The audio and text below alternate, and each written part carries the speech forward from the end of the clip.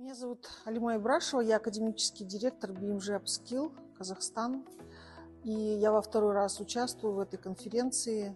В этот раз я представляла опыт Казахстана по локализации онлайн-курсов Coursera для студентов казахстанских вузов.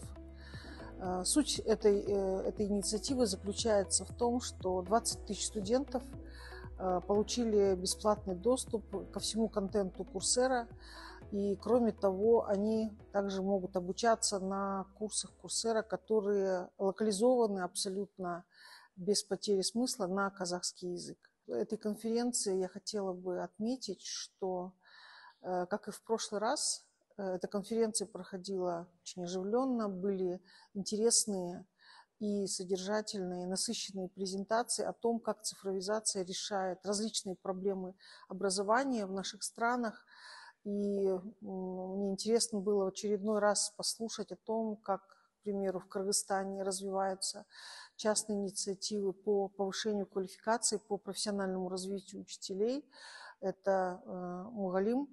Я и в прошлый раз помню презентацию этих коллег. Я рада, что сейчас за это время уже сделана, за этот год проведена большая работа, появились авторские курсы, в том числе бесплатные, в частности, по профессиональному выгоранию педагогов, что очень актуально. И рада, что вот такие инициативы развиваются в Кыргызстане.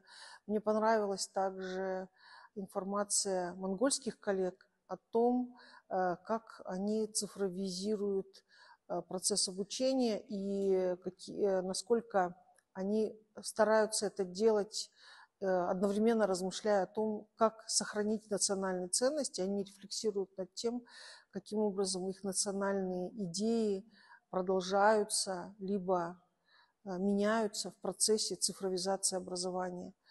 Я хотела бы пожелать Таллин форуму дальнейших успехов, успешного завершения проекта.